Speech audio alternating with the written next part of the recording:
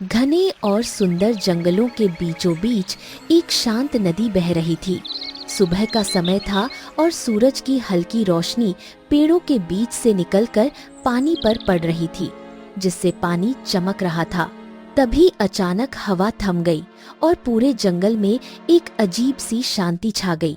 अगले ही क्षण नदी किनारे रंग बिरंगी किरणों का एक तेज विस्फोट हुआ। उन किरणों के बीच से एक सुंदर रहस्यमयी लड़की प्रकट हुई। उसके गले में एक जादुई क्रिस्टल चमक रहा था। वाह, पृथ्वी कितनी सुंदर है, यहाँ की हवा कितनी निर्मल है और ये जंगल कितना शांत है। इतना कहकर उसकी नजर पास के एक फूल पर पड़ी, जहाँ बहुत सारे रंग बिरंगे फूल खिले थे। वह वहाँ पहुँची और फूल तोड़कर सूंघने लगी। वाह, इस फूल की सुगंध कितनी अनोखी है। पृथ्वी लोक भी काफी सुंदर है। यहाँ के पेड़, यहाँ की नदियाँ काफी सुंदर है। अब मुझे अपने संसार में वापस लौट जाना चाहिए।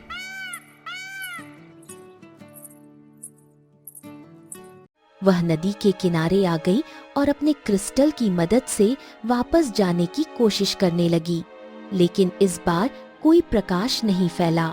वह घबरा गई और जल्दी से नदी के पानी में अपना प्रतिबिंब देखने लगी। अचानक उसकी आंखें फैल गईं, क्योंकि उसके गले में लटका हुआ जादुई क्रिस्टल गायब हो चुका था। उसे समझ नहीं आया कि ये कैसे हुआ।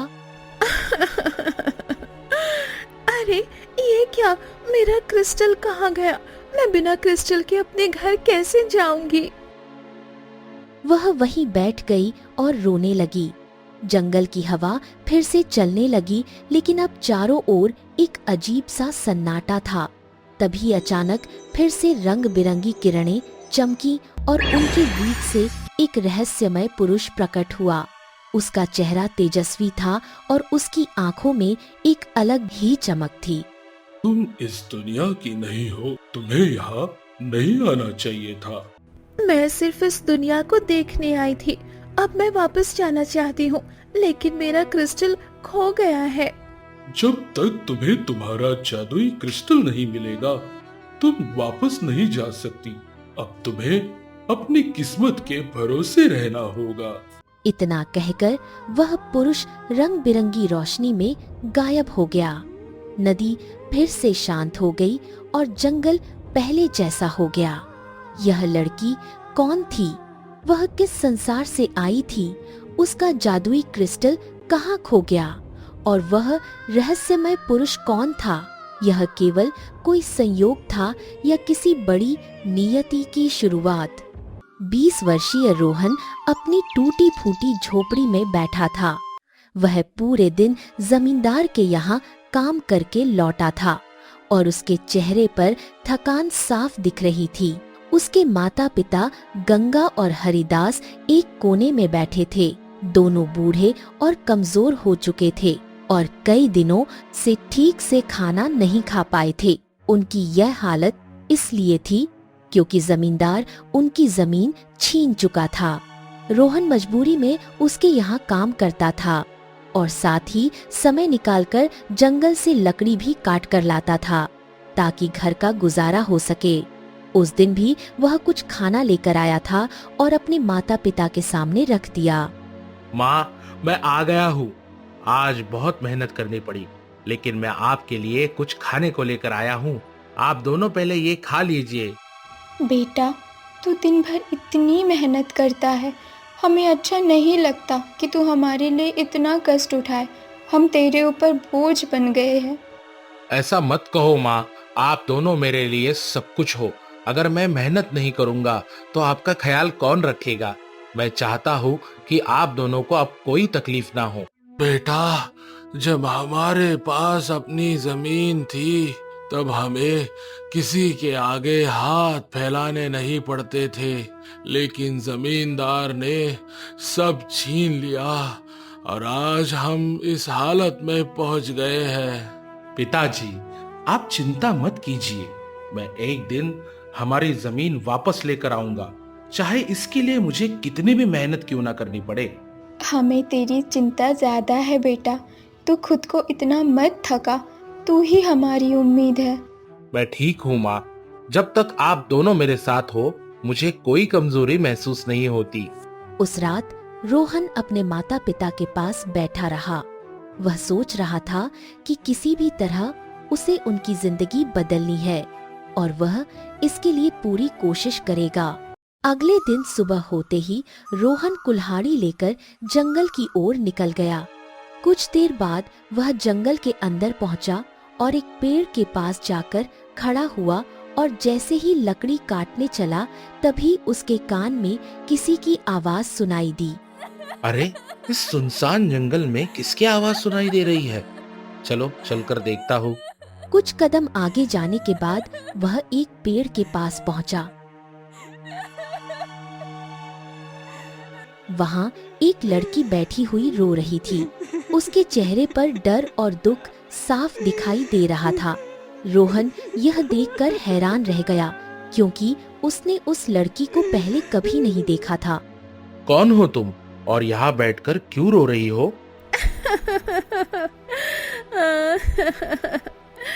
मुझे नहीं पता मैं क्या करूं। मैं बहुत परेशान हूँ। तुम यहाँ अकेली हो क्या? तुम्हारे साथ कोई नहीं है? नहीं, मैं यहाँ बिल्कुल अकेली हूँ।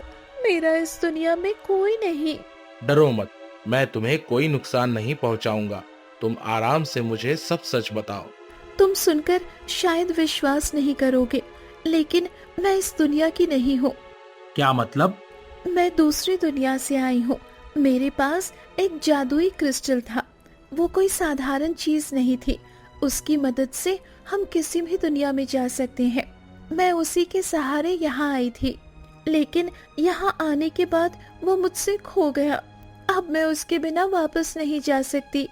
अच्छा, ये तो तुम बहुत बड़ी बात कह रही हो। लेकिन अगर सच में तुम्हारा क्रिस्टल खो गया है तो तुम चिंता मत करो, तुम्हारा क्रिस्टल जरूर मिलेगा। लेकिन तब तक मैं कहाँ जाऊँ? अगर तुम्हें कोई परेशानी ना हो तो तुम मेरे साथ चलो, मैं तुम्हारा ख्याल रखूंगा। सच में? लेकिन मेरी एक शर्त है। क्या शर्त? मेरी सच्चाई किसी को पता नहीं चलनी चाहिए। अगर लोगों को पता चला कि मैं दूसरी दुनिया से हूँ तो सब कुछ बदल सकता है। तुम मुझ पर भरोसा रखो, मैं किसी को कुछ नहीं बताऊंगा। रोहन के शब्दों से मोहिनी को थोड़ा सहारा मिला। उसने अपने आंसू पोंछे और पहली बार उसे लगा कि शायद इस अनजान दुनिया में उसे कोई सहारा मिल गया है। रोहन मोहिनी को अपने साथ घर ले आया। जब उसके माता पिता ने उसे एक अनजान लड़की के साथ देखा तो वे चौंक गए। अरे बेटा रोहन, ये लड़की कौन है? ये देखने में किसी राजकुमारी से कम नहीं लग रही है। माँ, यह जंगल में मिली थी। यह अकेली थी और बहुत परेशान थी, इसलिए मैं इसे घर ले आया। लेकिन बेटा, हम खुद मुश्किल में हैं, हम इसका कैसे ख्याल रख पाएंगे? मैं संभाल लूंगा पिताजी, इसे कहीं जाने की जरूरत नहीं। अच्छा बेटा, अगर ये यही रहना चाहती है तो रह सकती है। धन्यवाद, आप लोगों ने मुझे अपने घर में जगह दी। अब तुम अकेली नहीं हो, हम सब तुम्हारे साथ है। मोहिनी को पहली बार एक घर का सहारा मिला। समय धीरे धीरे बीतने लगा। मोहिनी दिन भर रोहन के साथ रहती और उसकी मदद करती। दोनों के बीच दोस्ती मजबूत होती गई। बेटा रोहन, लगता है अब मैं नहीं बचूंगी। नहीं माँ, आप यह कैसी अनाप शनाप बातें कर रही है? वैद्य जी ने जो दवा दी थी, क्या आपने उसे लिया? हाँ बेटा, पर उस दवा से थोड़ा भी आराम नहीं है। माँ, आप परेशान मत हो, मैं और मेहनत करूंगा और आपका इलाज अच्छे वैद्य से कराऊंगा। आप ठीक हो जाओगे माँ। अब से मैं दिन में 2 बार जंगल जाया करूंगा और लकड़ियां लाऊंगा। रोहन की आंखों में आंसू थे, लेकिन उसके दिल में एक मजबूत फैसला था। उसने ठान लिया था कि वह अपनी माँ को बचाने के लिए हर संभव कोशिश करेगा। मोहिनी पास ही खड़ी सब देख रही थी। वह पहले से जानती थी कि गंगा की तबीयत बहुत खराब है और घर की हालत भी ठीक नहीं है। कुछ देर तक वह चुप रही और फिर धीरे से रोहन के पास आकर खड़ी हो गई। क्या हुआ? तुम इतने उदास क्यों हो? माँ की हालत दिन ब दिन खराब होती जा रही है। मुझे समझ नहीं आ रहा क्या करूं। तुमने जो ठाना है उसे पूरा करना होगा। मैं कोशिश तो कर रहा हूँ, लेकिन इतना कमा कर भी कुछ बदल नहीं पा रहा। अगर तुम्हें सच में सब बदलना है तो तुम्हें मुझ पर भरोसा करना होगा। क्या मतलब? मैं तुम्हारी बात नहीं समझ पा रहा। रुको, अभी तुम समझ जाओगे। मोहिनी ने चुपचाप रोहन को कुछ बीज दिए और उसे इशारे से समझाया कि इन्हें झोपड़ी के पास जमीन में दबा दे। रोहन ने बिना कुछ पूछे वैसा ही किया। रात गहराने लगी और थकान की वजह से रोहन और मोहिनी अपने अपने कमरे में सो गए।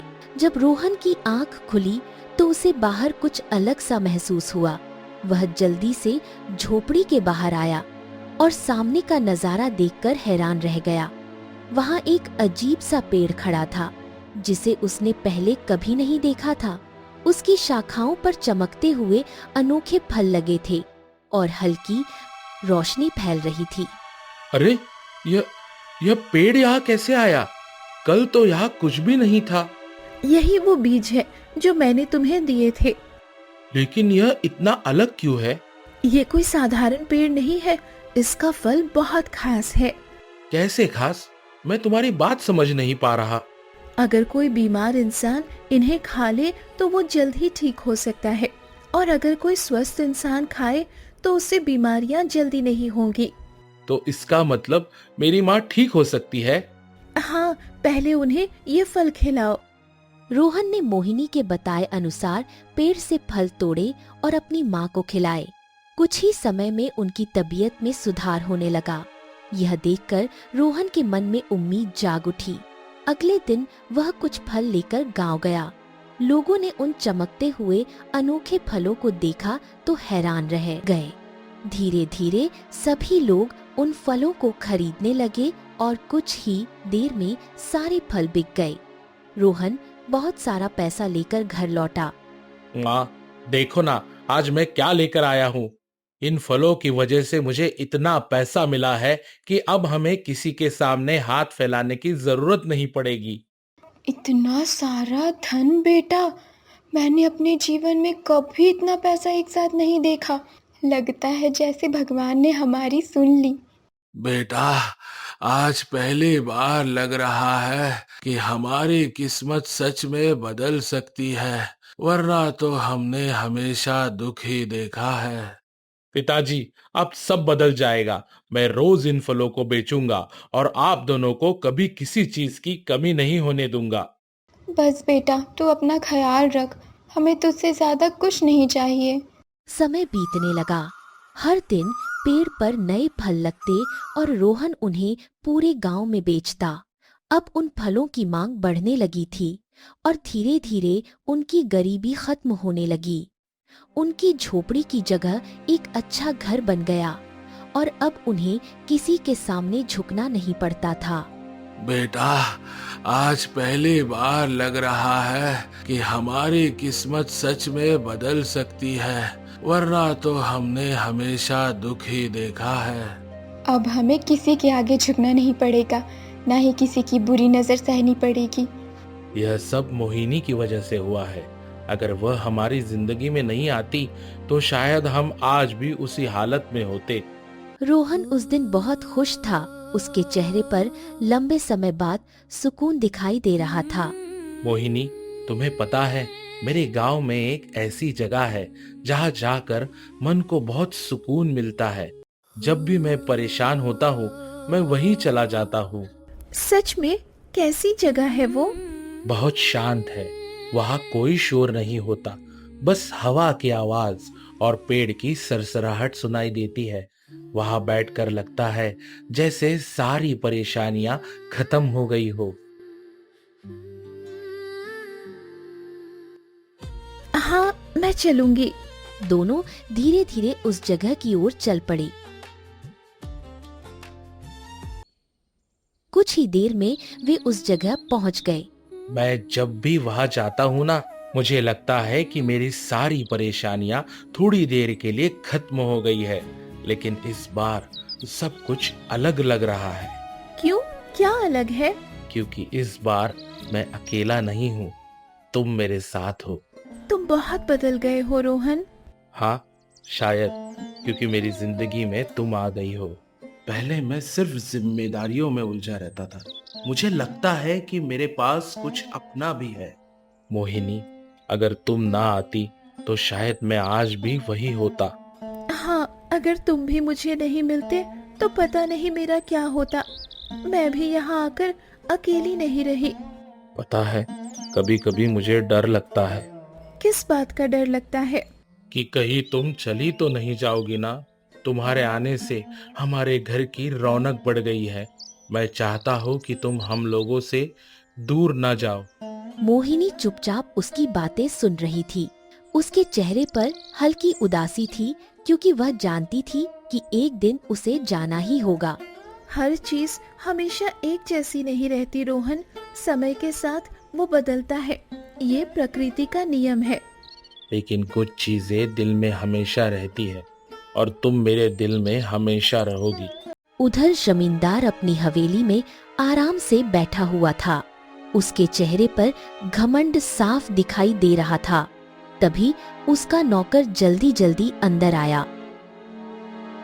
मालिक, मुझे आपसे एक जरूरी बात कहनी है। कई दिनों से मैं एक बात देख रहा हूँ जो आपको जाननी चाहिए। क्या हुआ? इतनी घबराहट में क्यों बोल रहे हो? साफ साफ बताओ क्या बात है। मालिक, रोहन अब कई दिनों से आपके यहाँ काम करने नहीं आ रहा है। पहले वह रोज आता था, लेकिन अब उसने आना बिल्कुल बंद कर दिया है। क्या कहा तुमने? वह गरीब लड़का काम पर आना बंद कर चुका है? आखिर उसकी इतनी हिम्मत कैसे हुई? मालिक, बात सिर्फ इतनी सी ही नहीं है, उसकी हालत भी पूरी तरह बदल गई है। अब उसके घर में पैसे की कोई कमी नहीं है। क्या कहा तुमने? ये कैसे संभव है? जो लड़का कल तक 2 वक्त की रोटी के लिए तरसता था, वह अचानक इतना अमीर कैसे हो गया? मालिक, अभी आपको तो कुछ भी पता नहीं है। रोहन के घर में एक लड़की आई है। सब उसकी वजह से हो रहा है। मैंने खुफिया तरीके से इसका पता लगाया है। लोगों का कहना है कि वह गांव में कुछ खास चीज बेच रहा है और लोग उसे खरीदने के लिए खुद उसके पास जा रहे हैं। कुछ खास चीज? क्या मतलब है तुम्हारा? कोई साधारण इंसान इतनी जल्दी अपनी किस्मत नहीं बदल सकता। जरूर इसके पीछे कोई राज है। मुझे भी यही लग रहा है मालिक, इसलिए मैंने सोचा आपको बता दूं। नहीं, यह बात मुझे चैन से बैठने नहीं देगी। मैं खुद जाकर देखूंगा कि आखिर वह कर क्या रहा है। अगर उसके पास सच में कोई खास चीज है, तो अब वह मेरे पास होगी। जमींदार की आंखों में लालच साफ दिखाई दे रहा था। उसने तय कर लिया था कि वह किसी भी तरह उस राज को जानकर रहेगा।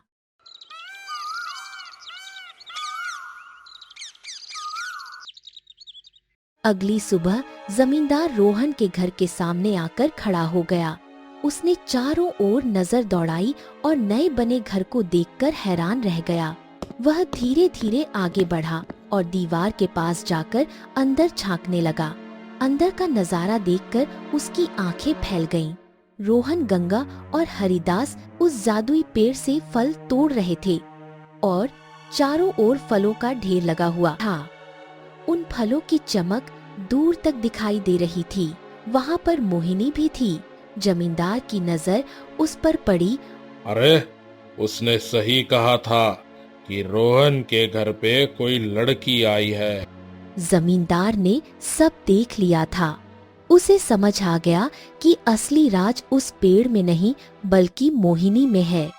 अब समझ आया कि यह सब उस पेड़ का नहीं बल्कि इस लड़की का खेल है। अगर यह लड़की मेरे पास आ जाए तो मैं पूरे गांव पर राज कर सकता हूँ। रोहन, ओ रोहन, कहाँ हो तुम? जी जमींदार जी, आप यहाँ? क्या कुछ बात हो गई है क्या? हाँ, कुछ ऐसा ही। सुना है तुम्हारे घर कोई लड़की आई है। मुझे उस लड़की से मिलना है जो तुम्हारे घर में रह रही है। आपको उससे क्या काम है? जितना पूछा जाए उतना ही जवाब दो। उसे मेरे हवाले कर दो। नहीं, मैं ऐसा कभी नहीं करूंगा। सोच लो, अगर तुमने मेरी बात नहीं मानी तो मैं तुम्हारा सब कुछ छीन लूंगा। मेरे पास जो है वो मेहनत से है, मैं किसी को नहीं दूंगा। तुम्हारा जो है वो तुम्हारे पास ही रहेगा। बस उस लड़की को मेरे हवाले कर दो। जब तक मैं जिंदा हूँ कोई उसे हाथ भी नहीं लगा सकता। जमींदार ने अपने आदमियों को इशारा किया। वे मोहिनी को पकड़ने के लिए आगे बढ़े। तुम लोगों की हिम्मत कैसे हुई मोहिनी को छूने की? रोहन, शांत रहो, अभी समय हमारे खिलाफ है। इसे पकड़ लो। स्थिति बिगड़ती देख मोहिनी समझ गई कि अब समय आ गया है। रोहन, मुझ पर भरोसा करो। नहीं, मैं तुम्हें जाने नहीं दूंगा। मोहिनी! कभी कभी जान देना ही सबसे बड़ा साथ होता है। जमींदार मोहिनी को हवेली में ले आया। उसके चेहरे पर लालच और घमंड साफ दिखाई दे रहा था। उसने पूरे आंगन में बर्तन, टोकरी और बड़े बड़े मटके रखवा दिए। मोहिनी चुपचाप खड़ी थी, लेकिन उसके चेहरे पर कोई डर नहीं था। अब ध्यान से सुन। मैंने अपनी आंखों से देखा है कि तू कैसे रोहन के घर पर चमत्कार करती है। आज वही सब मेरे सामने करके दिखा। यहाँ जितने भी बर्तन रखे हैं ना, मैं चाहता हूँ कि ये सब भर जाए। समझी तू? मालिक, मुझे अभी भी विश्वास नहीं हो रहा। क्या सच में ये लड़की ऐसा कुछ कर सकती है? चुप रहो। तुम लोग क्या जानो ताकत किसे कहते हैं। आज ये लड़की मुझे पूरे गांव का सबसे अमीर आदमी बना देगी। चल, अब देर मत कर, अपना जादू दिखा। आप जो देखना चाहते हैं वो यहाँ कभी नहीं होगा। मुझे चुनौती दे रही है तू? मैंने अपनी आंखों से देखा है। तू झूठ नहीं बोल सकती। सच्चाई ये है कि शक्ति लालच के लिए नहीं होती। बहुत बोलने लगी है तू। जमींदार का गुस्सा बेकाबू हो गया। वह आगे बढ़ा और उसने मोहिनी के बाल पकड़ लिए। आह, मुझे छोड़ दे जमींदार, वरना तुम बहुत पछताओगे। अब बताती है या नहीं? तेरी ताकत कहाँ गई? अगर तूने अभी चमत्कार नहीं दिखाया ना, तो मैं तुझे यही खत्म कर दूंगा। तू अपनी ताकत पर बहुत घमंड करता है, लेकिन अब तेरा ये घमंड तेरे सर्वनाश का कारण बनेगा। सुन ले, आज के बाद तेरा सब कुछ खत्म हो जाएगा। तेरी दौलत, तेरी ताकत और तेरा घमंड सब राख बन जाएगा। इतना कहते ही माहौल अचानक बदल गया। तभी एक नौकर घबराया हुआ अंदर आया। मालिक, मालिक, बड़ी मुसीबत हो गई है मालिक। अब क्या हुआ? मालिक, आपकी चावल मिल में भयानक आग लग गई है। सब कुछ जलकर राख हो रहा है। क्या? ये कैसे हो सकता है? मालिक, आग इतनी तेज है कि उसे बुझाना भी मुश्किल हो रहा है। अगर जल्दी कुछ नहीं किया गया तो सब कुछ खत्म हो जाएगा। नहीं, ये नहीं हो सकता। मैंने इतनी मेहनत से सब बनाया था। सब कुछ खत्म नहीं हो सकता। ये तो सिर्फ शुरुआत है। जमींदार भागकर तुरंत अपने मिल पहुंचा। यह देखकर वह काफी परेशान हो जाता है। सभी मिल की तरफ चले जाते हैं। तभी मोहिनी मौका पाकर तुरंत रोहन के घर पर चली जाती है।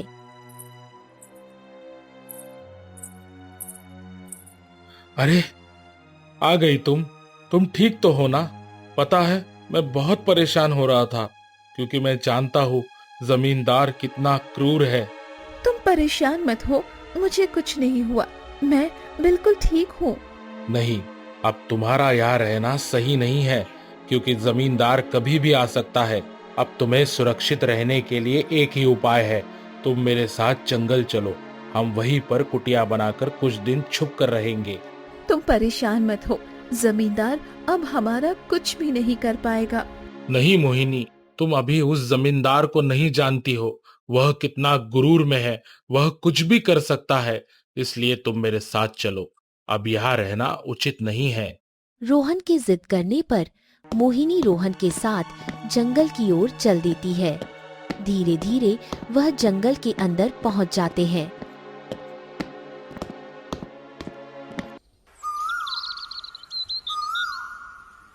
मोहिनी, तुम यही रहो, मैं जंगल के अंदर से लकड़ियां काट कर लेकर आता हूँ। उससे हम लोग अपनी छोटी सी कुटिया बनाएंगे। रोहन लकड़ियां काटने के लिए जंगल के अंदर चला गया। मोहिनी अकेली खड़ी चारों ओर देख रही थी। तभी उसकी नजर दूर जमीन पर चमकते हुए एक क्रिस्टल पर पड़ी। ये चमक, ये एहसास। वह धीरे धीरे उसकी ओर बढ़ी।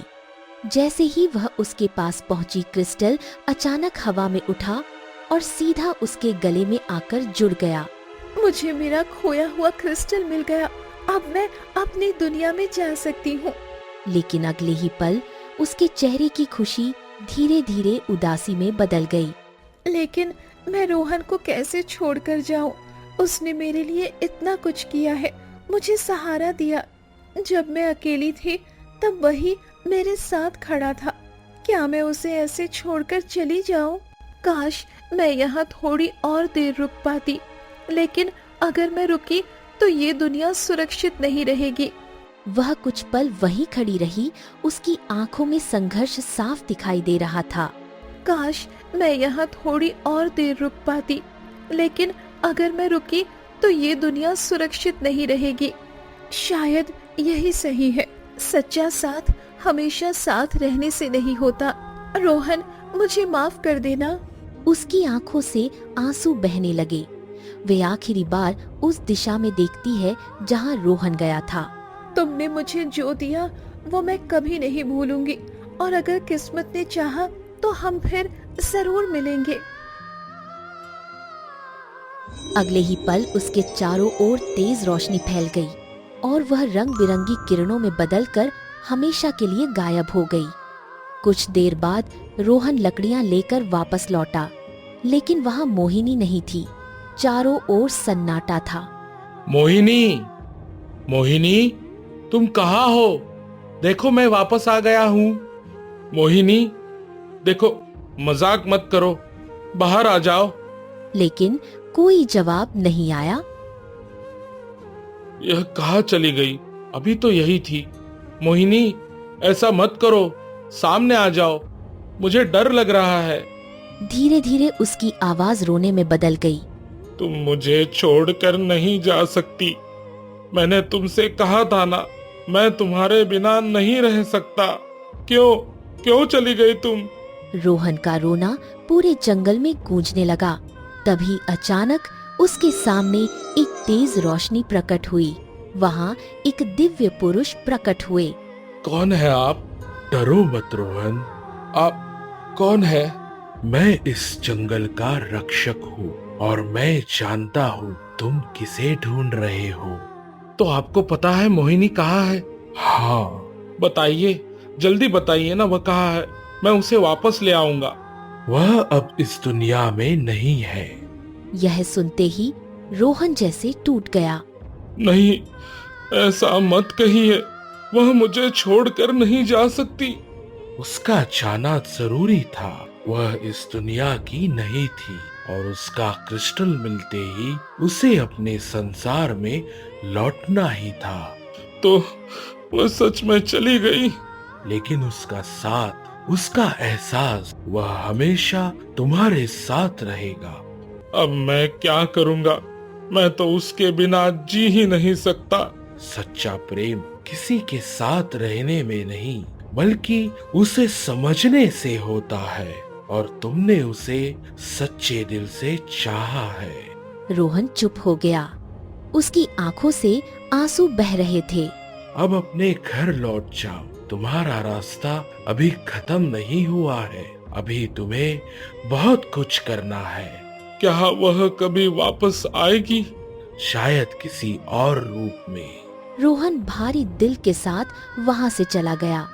उसके कदम भारी थे, लेकिन उसके अंदर कहीं न कहीं उम्मीद भी थी।